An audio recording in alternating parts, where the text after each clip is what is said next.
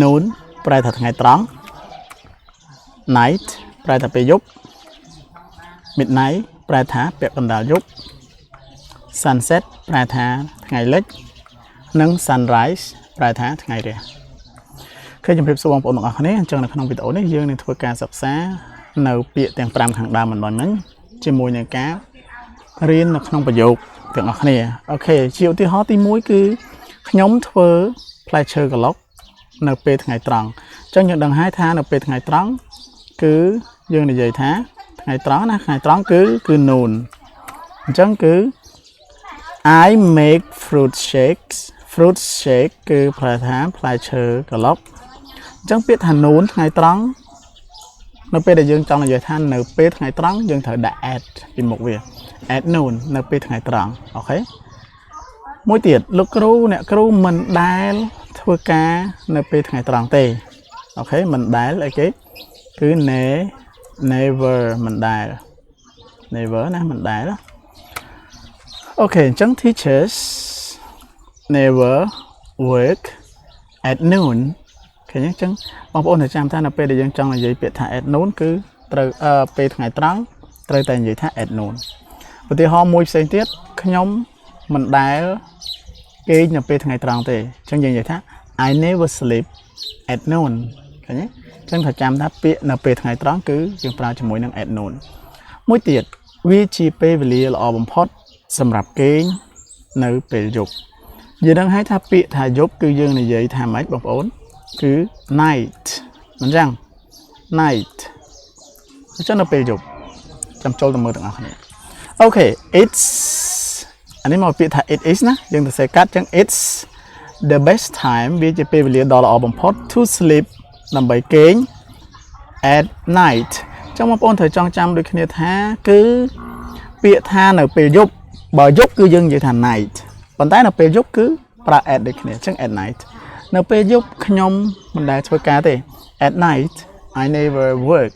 ឬក៏យើងនិយាយថា I never work at night អញ្ចឹងមកអូខេបន្តទៀតមនុស្សដែលធ្វើការពេលយប់គឺមិនគេងនៅពេលយប់ទេគាត់គេងពេលថ្ងៃមិនអញ្ចឹងព្រោះការយប់ឡើងគាត់ធ្វើការអញ្ចឹងពេលថ្ងៃបានគាត់គេងពេលយប់គាត់ធ្វើការអូខេអញ្ចឹងយើងនិយាយថា people មនុស្ស who កន្លែងនេះគឺប្រែថាដែលណាពេលយើងនិយាយពីមនុស្សយើងប្រើ who យើងនិយាយពាក្យ who ហ្នឹងដែលឧទាហរណ៍ថាមនុស្សដែលញ៉ាំច្រើន the people who eat a lot who eat much ឃើញទេមនុស្សដែលខ្ជិលមនុស្សដែលរៀនច្រើន the people who study much who study a lot ឃើញទេអញ្ចឹងកន្លែងនេះមនុស្សដែលរៀនច្រើនហើយមនុស្សដែលធ្វើការនៅពេលយប់ people who work at night ឃើញទេនេះពេលយប់នៅពេលយប់ហ្នឹងគឺយើងនិយាយថា at night the people who work at night don't sleep មិនគេង at night don't sleep at night គឺមិនគេងនៅពេលយប់ទេអញ្ចឹងត្រូវចាំថា at night គឺប្រែថានៅពេលយប់មួយទៀតខ្ញុំតែងតែសុបិនមិនល្អនៅពាក់កណ្ដាលយប់សុបិនឯគេអាហ្នឹងយើងមើលមកពាក់កណ្ដាលយប់គឺ midnight អូខេអញ្ចឹងយើងនិយាយថា I always have a nightmare សុបិនមិនល្អភាសាអង់គ្លេសយើងនិយាយថា nightmare អញ្ចឹង midnight ពាក់កណ្ដាលយប់នៅពេលពាក់កណ្ដាលយប់នៅវេលាពាក់កណ្ដាលយប់យើងប្រើជាមួយនឹង at ដូចគ្នា at midnight អញ្ចឹងត្រូវចាំណា at midnight សុបិនមិនល្អ nightmare អូខេមួយទៀតនាងមិនដែលភ្ញាក់ពីគេងនៅពាក់កណ្ដាលយប់ទេមិនដែលគឺ never អាហ្នឹងយើងចាំហ្នឹងណាអូខេ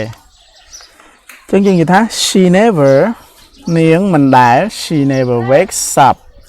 យើងបន្ថែម s ដោយសារប្រើមួយ she never wakes up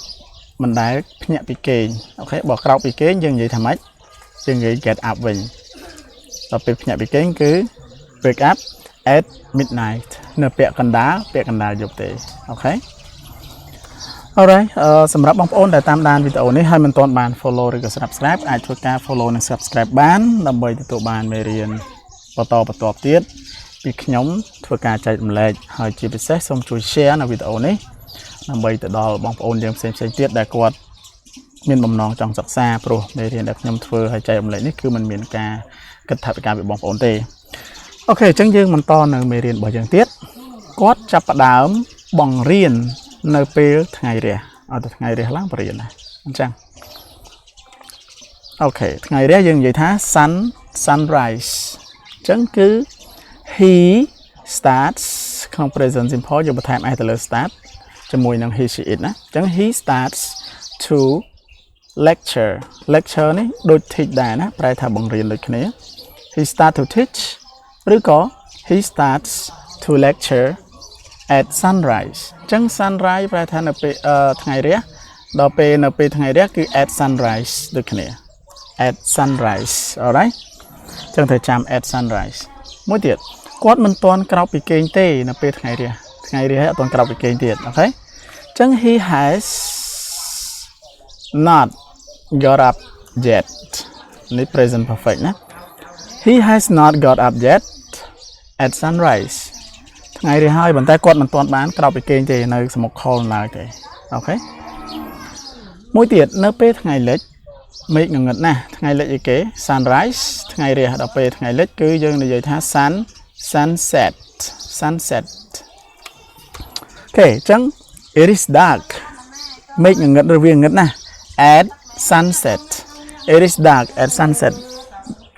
ឲ្យតែថ្ងៃលិចមេឃងងឹតណាស់អូខេអញ្ចឹងយើងចាំថាពាក្យ sunset ក៏យើងប្រើជាមួយនឹង at ដែរ at sunset នៅពេលថ្ងៃលិចអូខេមួយចុងក្រោយពួកយើងនៅតែប្រជុំនៅពេលថ្ងៃលិចអូខេអញ្ចឹងយើងនិយាយថា we are still នេះប្រែថានៅតែអាហ្នឹងតើយើងទៅឃើញអញ្ចឹងណានេះប្រែថានៅតែមួយទៀត still ដែរប៉ុន្តែសរសេរខុសពីនេះប្រែថាលួចណាបងប្អូនចាត់ចែងមានការភ័ន្តច្រឡំអញ្ចឹង we are still in the meeting ពួកយើងនៅតែប្រជុំ we are still in the meeting at sunset ទោះបីជាថ្ងៃលិចក៏ដោយឬក៏នៅពេលថ្ងៃលិច